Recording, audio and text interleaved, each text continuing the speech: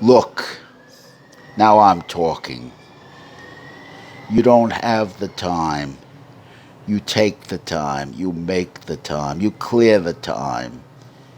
Don't make the excuse I got so much on my plate. Don't give the bullshit argument. I got so much on my plate. You're lucky if I give. The hell with you talking like that. If you want to do something, you're going to make the time. You're going to take the time. So long I've heard this bullshit. I got so much on my plate, you know. I'll get to it. I'll put it as a project for the future. You're a damn fool if you talk that way. You're a damn fool if you think that way from a practical point of view. If you want to do something, you do it. That's a phony excuse. If you want to communicate, then communicate. If you want to talk in symbols and slogans, then do that.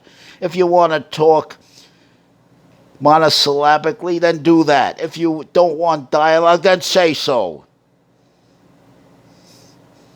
Say I got a minute or two, and go stroke, stroke, huggy, huggy, touchy, feely, and goodbye and good luck. F you and goodbye and good luck. That's what you should be saying. Why walk around being a phony? Tell the truth, man. You don't walk around as a phonying up. Only an a-hole does that. And when I talk to you in a serious way, I don't want to see any phony body language, any cutesy wootsy, any diplomacy. To soft sell what you're trying to sell, to set me up. I don't get set up. I see through fronts. You gotta see through fronts. You gotta see through phony yakety yak. One yips, the other one yowls, and they all yammer. Everybody wants to bull. Nobody wants to talk reality. Nobody wants to speak in the moment. Nobody wants to go with the experiment, the excitement of the now, and find everybody's afraid of being insulted, being exposed. Well, I'll tell you something. I walk out there, I'm only 5 feet 3.5 inches. I've been called every name in the book. I've been broken with whiplash insult, and my only regret is turning the cheek. That's my only regret. I turned the cheek. My excuse? I was afraid of being hurt. I was afraid of being hurt, so I stood the insult. I stood the verbal insult. I stood the intimidations. I didn't understand. When a man speaks to you, or a woman, the first thing, what's the first thing you must do, you will do? This is the attitude you should have. Respect. You're going to respect me. You're going to give me respect, or I take your respect. In order to do that, my friend, you got to be in tremendous physical shape. You got to be a good A kicker. You got to be strong, you got to be tough, and you got to be able to throw chingazos. With the turn of the wind, with the change of the wind, it's chingazo time. You have to walk in and march right into and want the hell of the confrontation.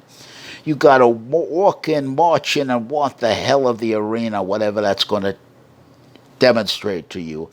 However that's going to expose you, you got to want that. It demands a toughness of mind, a toughness of body, and a conditioning that's so powerful. A hard bark that's so hard, an impenetrable, resilient hard bark. flash temper, but under control.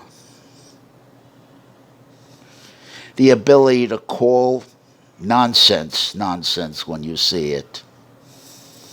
To be able to tell the truth on a man or a woman when you see it. This is not strength. It's survival, man.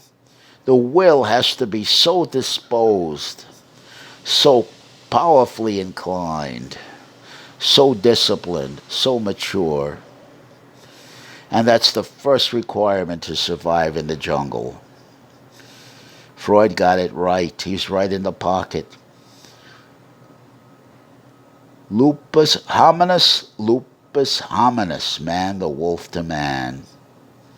And Freud was so correct when he says, I'm not an economist, but the psychological premises on which utopian socialism, not Marxism now, that's different, is predicated on is impossible. Not talking as I'm not an economist, but I'm a psychoanalyst, because man has a large modicum, a lot of repository, a lot of potential for aggressiveness, sadism, masochism, vile emotions. He's neither good, he's neither bad, he's neither evil, he's neither right, he's neither wrong. Truth is a contest out in the arena. It doesn't exist in the heavens. It's not immutable. It's not dogmatic. It's not an oracular pronouncement from on high. It's used as a convenient alibi to draw already prearranged conclusions that you've come to before the inquiry has even began, before the pertinent questions have even been asked, before the contest has even commenced.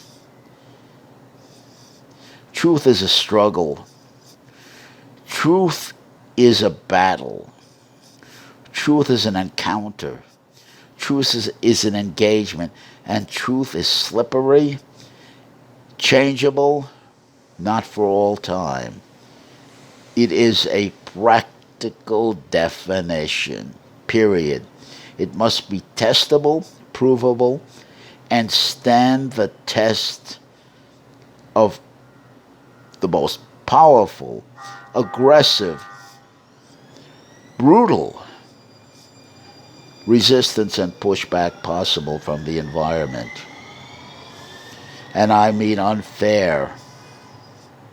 I mean an unlevel playing field.